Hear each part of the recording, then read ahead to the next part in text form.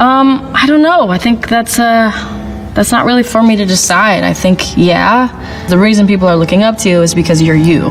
They're not looking up to you so that you'll tell them something that you would never actually tell them. They're looking up to you so that you tell them something that you would tell them yourself. So I love having kids relate to me and tell me that I make them feel comfortable in their bodies. Like that, if I can do anything, I want to do that. So it's really hard to talk about my life and have it not sound like I'm bragging. Sometimes I'll catch myself in a conversation with someone acting like I'm in an interview. And in interviews, you're trained to talk about yourself and not ask the other person about themselves. And so I'll catch myself in conversations where I'm like, shit, like I'm being interviewed. I'm acting like I'm being interviewed instead of acting like I'm talking to a human being.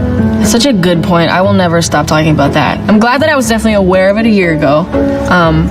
I feel so much better about it now. I was so insecure about where I was, so I felt like I was always having to prove like what I did and what I do and like who I am and whatever. But something about it getting bigger and bigger makes me almost more comfortable not proving myself. For a while now, I've been really having an identity crisis a little. I think it was December. I did some like radio show performance, and the entire show I felt like I was pretending to be Billie Eilish. Like I felt I completely wasn't looking at myself as myself. I was just like totally seeing it from not my own perspective, and it was so weird. Happened multiple times at like award shows and whatever. I felt like a parody of myself. I've felt a little bit better about it lately. It's just like you forget, like I'm literally 18. It's funny that I'm expected to have found myself and stick with it. You know, it's like, you know, I'm trying different things out. I'm trying different ways of living and styles and personalities and, you know, hairstyles and clothing and shoes, and like I'm just trying it all out because I'm like a growing fucking girl. I've definitely had like moments of like reaching out to a couple people, but every time I do it, I kind of like stop myself because I'm like, this is so weird. You know, I've had some conversations with Bieber about this where we just, you know, talk about the craziness of our lives and whatever. Like Ariana has been really cool about stuff. Those are some people that I feel like have really shown me support, and like, you know, even like Katy Perry told me that I could reach out to her whenever and talk about it because it's crazy, and you know, that's really important, and I think it's good. Gaga has said it to me before. It's, you know, it's nice to hear from people that like have gone through this and know what it's like and went through the shit of it and went through the amazing parts of it, and it's like, it's nice to hear people with me. But at the same time, like no matter like how many people are there for you and have gone through similar things, it's like nothing ever happens twice. A tattoo maybe? No face tattoos. The only two tattoos I want to get are the ones that barely anyone could see.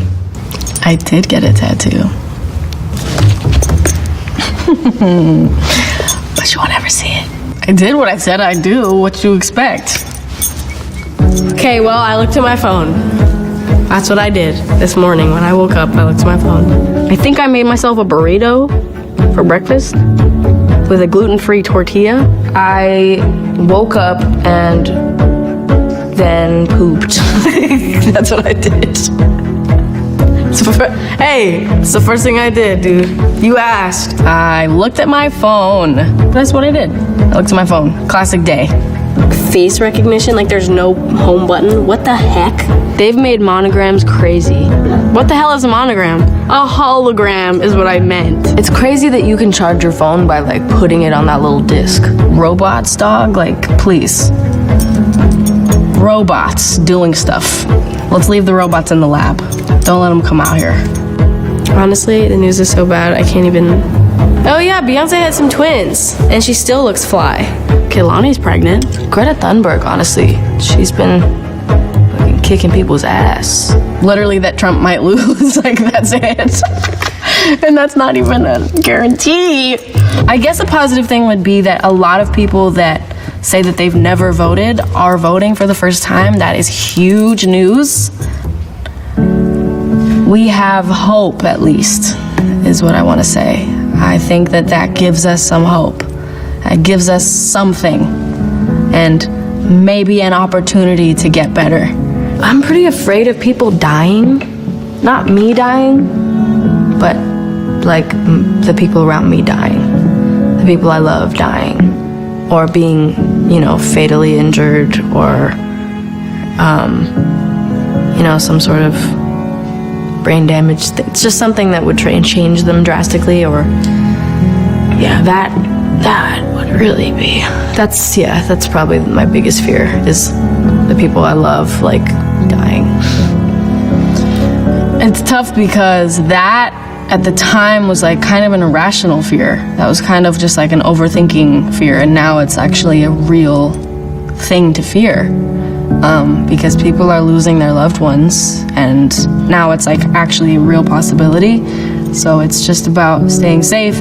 Honestly, same for a year from now, because I don't know what will have happened in a year, and that is in itself, it's terrifying, especially with like the unknown of what next year looks like.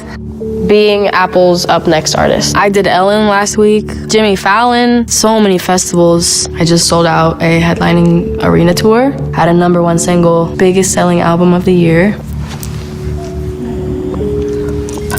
Grammys. 1, 2, 3, 4, 5. Performed at the Oscars, met like every celebrity that's ever existed, and it was the most overwhelming, insane, surreal thing I've ever experienced. I went to the Brits, I won a Brit, it was amazing. I performed, we recorded the Bond theme song, working with Hans Zimmer and the orchestra to record it. Completely surreal and amazing. I started my World Arena tour, and then, the world kind of died. But before that, it was quite a year. It started off very strong. Then other things happened, and, we went to tons of protests. We fought for people. That was a big thing this year, too. Huge accomplishment, I feel like. And we will never stop fighting. I will never stop fighting for you, Brianna. I will never stop fighting for all the Black and brown people that have lost their lives to police brutality and literally just racism. Never gonna stop fighting for you. Ever, ever, ever. I will do what I can. And I stand by that. I have such a huge platform. Like, why would I want to waste that? Yeah, it's easier to say nothing, but it's like, that's not going to help anything, and it's not going to, I don't know, I don't get the point of silence. I think there's a difference between silence and processing. And I think that is like a big thing that people need to understand, is that you got to think through what you're going to say it in the right way. I think it's really important to speak up, but also be respectful. It's been a year of just trying to speak up for everything you believe in and fight really hard. There's nothing else to do. Like, why wait until you experience it to fight for it? You know what I'm saying? Like, just fight for it already. I hope that we have more years of fighting, and I hope that something fucking changes. Brockhampton. Tierra Whack is sick. My favorite artist is techno. I've been loving some Arlo Parks. Honestly, Ash Nico has some slams. Like, I can't even lie to you. I fucking love the Strokes album that came out, the most recent one. TikTok songs are burned into my brain, but it is what it is. That's what 2020 is. Some of them are good though, so I'm whatever. My family. I'm always talking to my family, always. Every second of my life. My mom and dad still come on tour with me. Phineas still comes on tour with me every day. Pretty much every day. We're always together, always talking, always, whatever. It's great. I love my family. I am so lucky to have my family right now. Not only with me, but like well and alive. It's been fun. It's been good. It's been good. You know what I'm about to say. Fruitvale Station. I am single. And about to turn 18. For the first time in my life, I don't feel the need to be with anyone. I don't have my eyes on anyone. I'm not in the mood. And I'm totally fine with that. Same shit. Yes. Oh my gosh, that's my favorite part of the last video. I'm in pretty much the same place. I don't have a boyfriend, and I'm happy. Like I'm not worried at all. I love it. I'm not opposed to anything. I'm not, you know, pushing anything away or forcing something. I'm just like steady and cool with it, which is great. So it's a good place. I'm still with 17-year-old Billie. Fashion is like the main one. I love fashion. I always have. I want to direct videos. I want to have my own clothing line. I want to have my own everything. Lots of cars. Such a car nut. Little girl. That's super cute. Well, once again, I did it. Yeah, fashion is still my expression. I definitely am not as like interested as I used to be in designing as much as I was, because I think there are more things that I like doing than designing and kind of like curating and stuff, but I still am like very in charge of my clothes, and I have a clothing brand, so there you go, a little bloche. I direct my own videos, Billie, I do. Yes, you got what you wanted. I used to think the industry sucked because I was miserable. And it wasn't my team's fault, it was just where I was at the time, and that's why I thought that it was that. I just feel like the industry is thought of as this like whole cult type thing. It's like this big, like I always see these fucking trolls online, like the industry is where all the people sell their souls to the devil. Like, whoa, that's very taking it far. Like the fucking people in my comment section, holy shit.